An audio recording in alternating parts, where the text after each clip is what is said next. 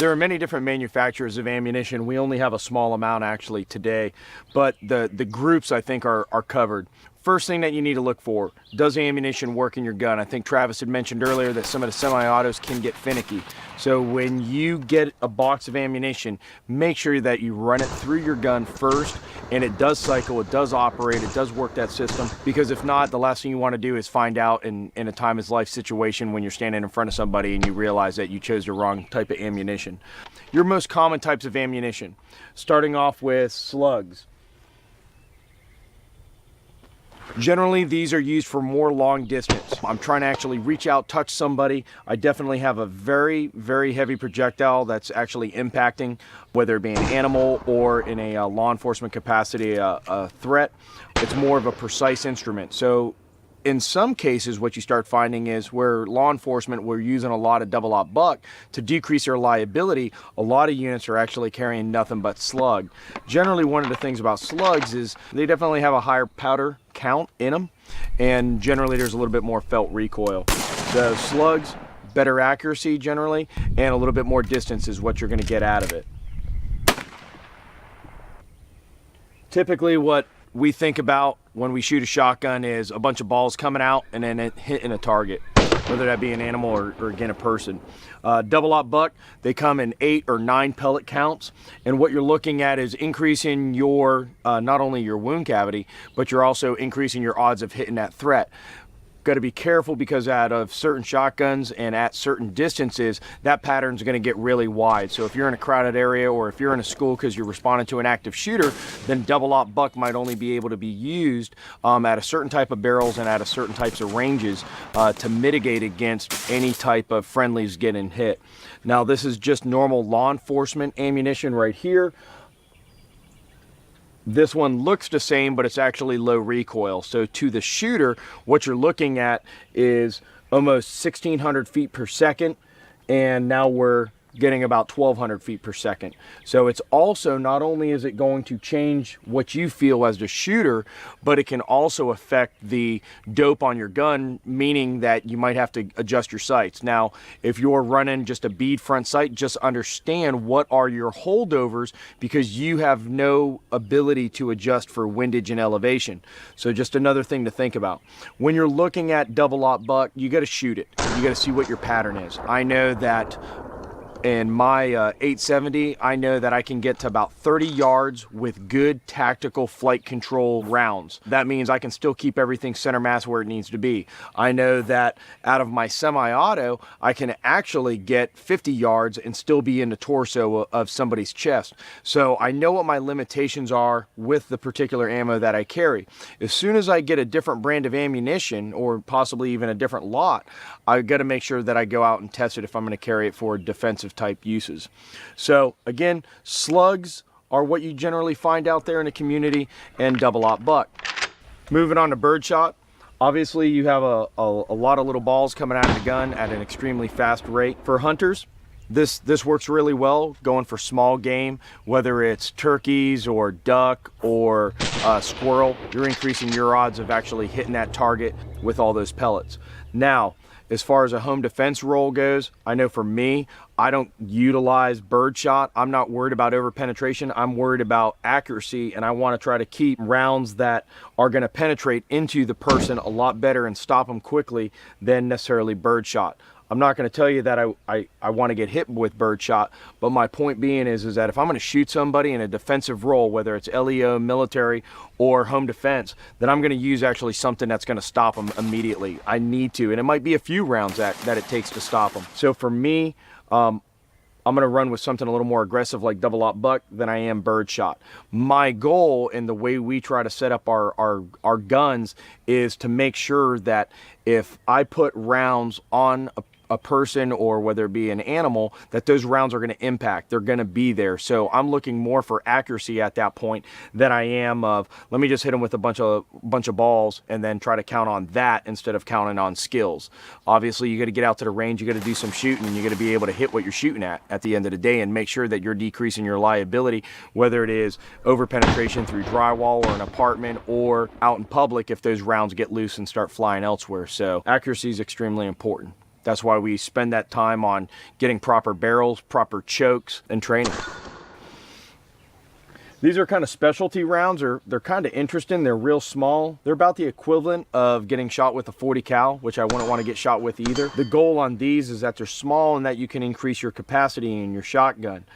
I don't have a lot of experience with these, meaning I don't feel comfortable running this out of a semi-auto, something that's cycling fast. And remember that when a shotgun is being built, it's built to feed a longer round in there. So definitely if you go with something that what we would call a specialty round, please make sure that it goes through your gun and it cycles. What you're going to see now is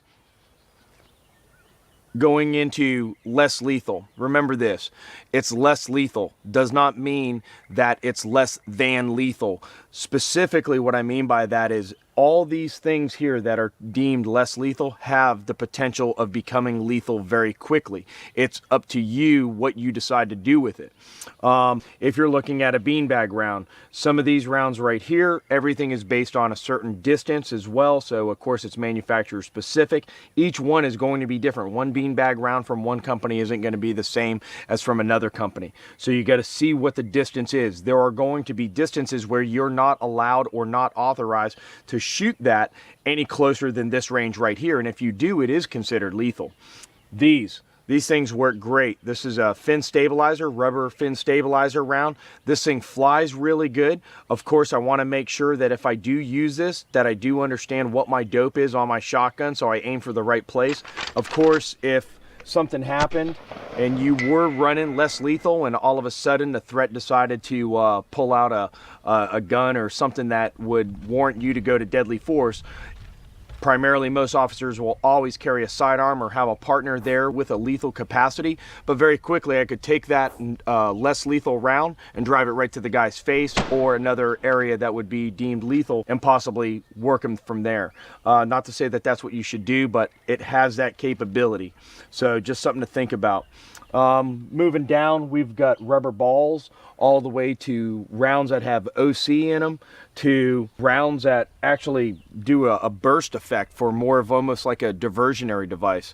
So it's, as you can see when we talked about earlier about the uses with the shotgun, there is no other tool in our arsenal that will allow you to switch to this many styles of ammunition.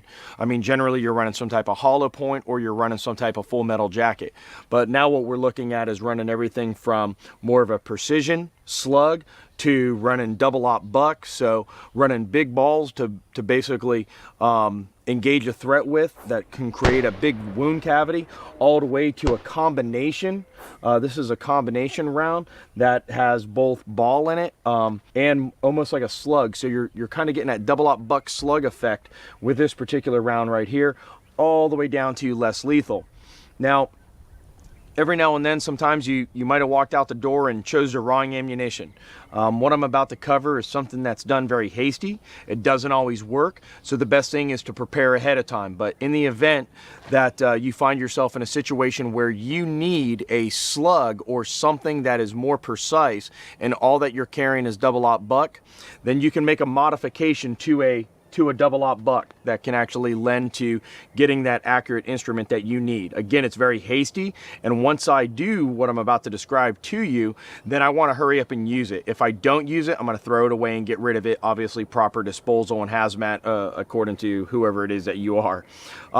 First thing that I'll do, I'll make a cut right here on one side. So I'll start to cut very gently through the actual plastic. I'll cut around about halfway. What I'll do though is I'll leave a little bit of plastic before I start my next cut. Once I start the next cut, I'll drive it around all the way and stop just short of my original cut. What basically is going to happen is this does not get loaded into your tube, your magazine tube. This does not go into your magazine tube. This gets combat loaded directly into your chamber.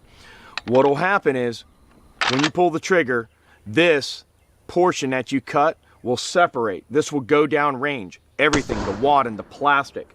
And then all that's going to be left is this little portion of your casing is going to get kicked out when you cycle the gun. Now, we shot a piece of steel earlier. This, all these parts, plus the double op buck right here, is what is going to go into the whatever it is you're shooting at.